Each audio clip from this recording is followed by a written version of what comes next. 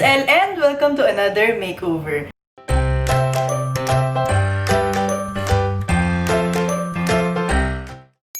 Ang makeover natin today is surprise!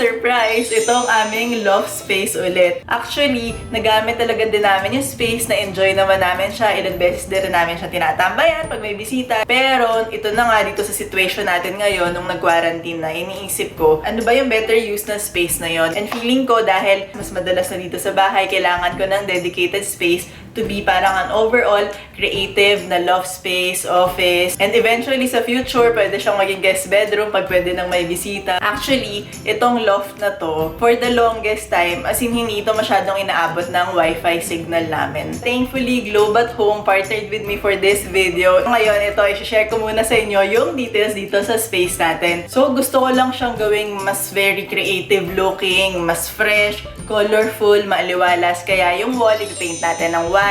Tapos sa ceiling part, gusto ko ng peach. Tapos may accent color tayo ng green, ng blue, ng mga konting gold. Tapos maraming plans para very fresh yung space. Pero bago tayo mag-start, please do subscribe to my channel and follow nyo rin ako sa Instagram. So ayun, actually, andyan na yung tech squad ng Globe. Halika, mag-i-install na tayo ng internet. Hello, kuya!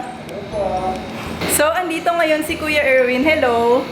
Ayan, part kasi nung Globe at Home service yung tech squad para i-install yung lahat ng modem nyo. And sobrang excited na ako dahil finally magkakaroon na ng malakas na wifi signal. Dun sa 2899 plan namin is may kasamang free na 2 TP-Link wifi mesh. And yung isa, i-install natin dito kasama ng modem. Tapos yung isa naman is i-install natin dun sa baba para at least itong buong bahay namin is sobrang lakas na talaga ng signal. And sobrang excited talaga ako para doon. Tapos yung 2 unit na yon is enough para sa coverage ng 3,800 square feet na space. So, gano'ng kalaki yung 3,800 square feet na space? Sobrang laki nga. Mas maliit dun yung bahay namin. And ilalagay ko dito kung gano'ng kalaki yung bahay namin. Ayan, excited na ako para dito sa internet natin na mabilis. So, simulan na natin and pakita ko na sa inyo yung makeover natin. Nasimulan na natin tong makeover dito. Technically, day 2 ngayon, pero kahapon kasi, naglinis lang kami ng first floor. Konting paint na yung nagawa dito. Pero ngayon, ito, na-start na yung primer white. Di ba from green? Ayan. Yan yung green before. Ngayon, white na siya ulit. Sisimulan na natin ngayon yung pag-paint naman ng ceiling, yung pink na part. Excited ako doon dahil ang tagal ko nang gusto mag-try na mag-paint ng ceiling, tsaka ng mga ganyan na ibang color para hindi naman all white. Ayan siya. Ayan na.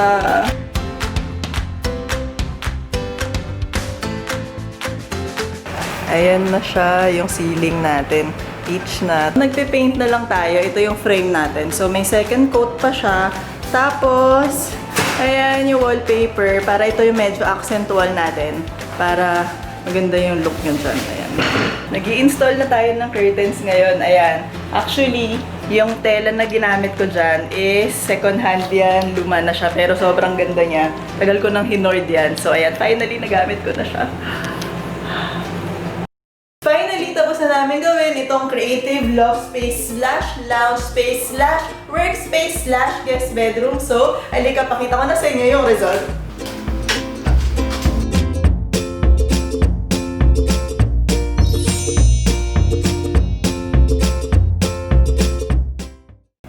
So, yung isa sa major na pinagawa ko dito is itong sliding door / sliding wall namin. Kasi diba dati curtain siya, pero gusto ko nang mas may privacy. At the same time, yung aircon, mas efficient siya. Pero instead na maglagay ako ng fixed wall dito, ang pinalagay ko is sliding wall, sliding door siya. Kasi gusto ko ng option na movable siya, ganyan. Para at least kapag alam mo may option na open pa rin siya to below kasi sobrang favorite ko rin yung ano na yun yung feature na yun na open siya, tapos nakikita mo yung baba.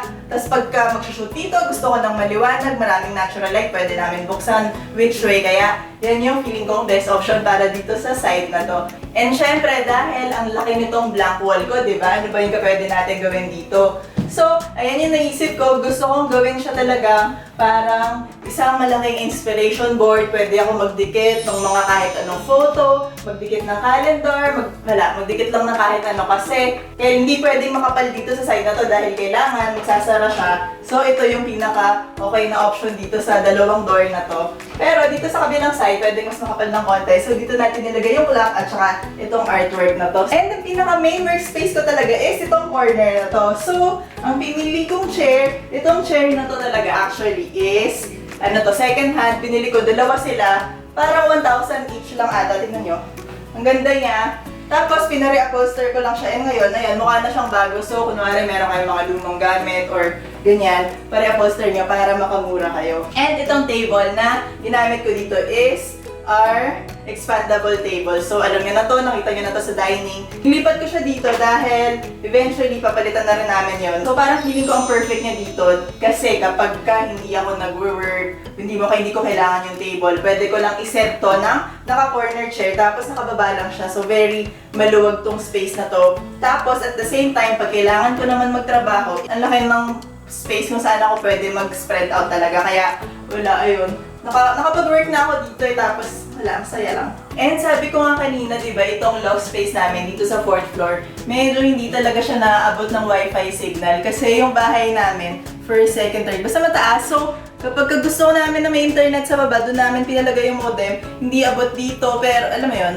So, yun talaga yung naging problem dito sa room na to. And ngayon, dahil nagpa-install na kami ng Global Home Plan, nakita nyo kanina, di ba nag-install tayo kanina? As in, sobrang may signal na yung buong bahay. As in, nasaya ko. Nung isang araw, nag-work ako dito, as in, ang bilis ng internet. And meron si Global Home na bagong plan, which is Unli Plan 1899 and Unli Plan 2899. So, dun sa 1899 na plan, ang free niya is ang Android TV box, which is kahit anong TV, pwede yung gawing smart TV talaga. And yung pinakabit namin, yung pina-install naman namin dito is yung plan 2899 na meron kasamang dalawang free na TP-Link Wi-Fi mesh. Diba? Shinare ko rin sa inyo kung paano siya nag-work. So, ang ginagawa ng dalawang yon is tinatanggalan nyo ng dead spot yung buong bahay nyo. Kaya kami ngayon, kahit bumaba tayo or nandito ako ngayon, as in, ang lakas lang ng signal niya sa buong house talaga. So, super happy talaga ako kasi syempre sa situation natin ngayon, lahat tayo nasa bahay, as in nakarely tayo sa internet, marami sa atin, di ba, for entertainment, for work, for schooling, kaya, ayun,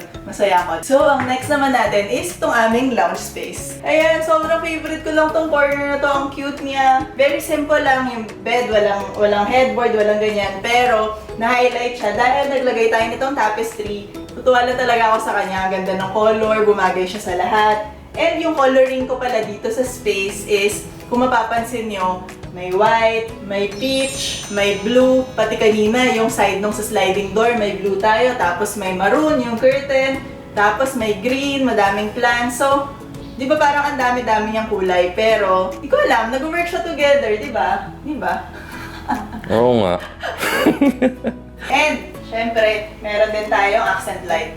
Ayan. And the accent niya talaga yung lounge area natin. Dito naman sa kabilang side ng room, before, dito sa side na to, meron lang dyan 3 shelves, pero wala talagang main storage tong room na to. Kaya, nagpalagay ako dito ng 2 closet sa left and right. And dito sa gitna, dito ako nilagay itong dresser. DIY natin to. Kung hindi nyo pa napapanood, i-check nyo rin yung video na yon. Instead na white, before kasi ginawa namin white to. Pero para dito sa space, mas bagay na green tong drawer front natin kasi bumagay din to dun sa chair natin, dun sa workspace, kaya very balanced ng room. Dito sa middle, itong parang structure na to, pinalagyan natin itong wallpaper na blue, which is nag-match naman dun sa deep blue color din natin sa kabilang side ng room. And ayun, na-highlight siya, di ba, parang ang ganda, mukhang nakatile tong ano na to, itong wall na to. Tapos, to highlight the space, naglagay tayo nitong gold na mirror, konting mga tray dyan, and decor, diba? Very, ang linis lang niya tignan. Tapos, syempre, pinasadya ko talaga na itong height ng closet, hindi sobrang taas.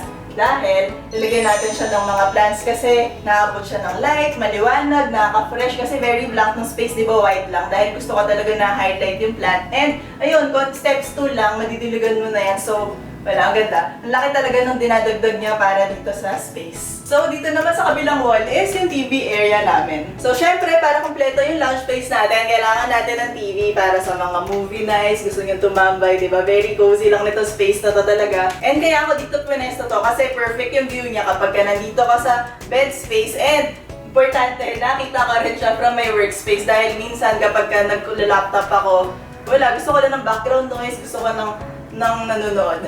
So, yung corner na to, gusto ko talaga minimalist lang siya. Pero nilagay namin dito itong doggy namin. Galing tong Baguio, ata. Cute niya, no? So, ayan.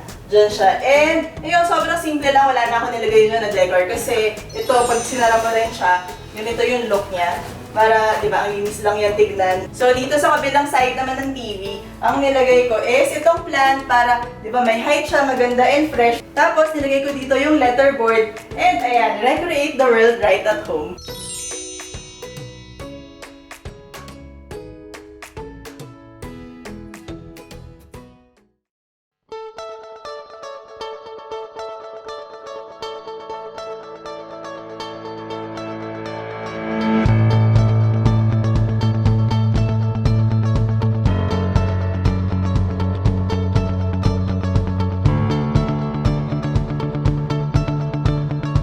So that's our makeover for today. As in, sobrang happy talaga ako sa kanya. Yung mga kulay, itong maroon, itong green. Na-inspire ako sa kanya. Ganun. As in, feeling ko at magiging productive talaga ako dito sa space na to. Magagamit ko talaga siya to relax, to work. And actually, nagamit ko na siya nung past few nights. Thank you again to Globe at Home for partnering with me for this makeover. Kasi nadagdagan talaga times 100 yung pagiging useful and pagiging functional nitong room para sa akin dahil sa malakas na internet connection niya. Kaya na-excite na ako mag-movie nights, mag-work dito lagi, and wala na, happy talaga ako. So ayun, check out nyo yung mga bagong plans ni Globe at Home para you can also recreate your world right at home. Yun lang. Thank you so much. As in, sobrang excited ako. And kung nagustuhan nyo tong makeover, please like this video and subscribe to my channel for more home makeovers, design tips, design advice, and you may also follow me on Instagram. Until next time, bye!